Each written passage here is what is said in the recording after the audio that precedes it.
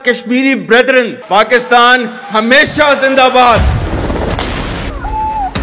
কাশ্মীরের পেহেলগামের রীতিমতো লাশের পাহাড়। মঙ্গলবার ভর দুপুরে হঠাৎ হামলা চালায় বন্দুকধারীরা। একে একে ছড়ে পড়ে ২৬টা প্রাণ। আকাশে শুধু গুলির শব্দ, মাটিতে রক্তের নদী।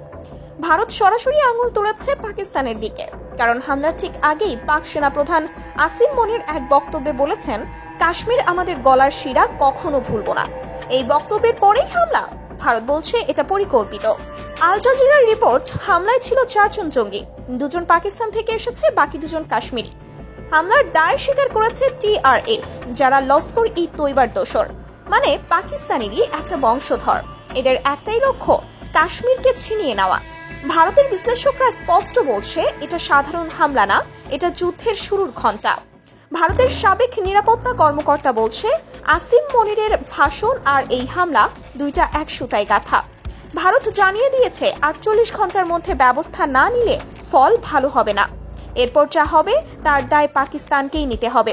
অন্যদিকে পাকিস্তান আবার মোদির দিকেই তীর ছুঁড়েছে। তাদের দাবি, এই হামলা সাজানো, এটা মোদির পুরনো ট্রিক্স। নির্বাচনের আগে আতঙ্ক ছড়াও, ভোট কোড়াও। কিন্তু প্রশ্ন একটাই, ২৬টা মানুষ মরল, কাশ্মীর আবার রক্তে ভিজল। এবার ভারত এখন কি পদক্ষেপ নেবে, সেটাই দেখার বিষয়।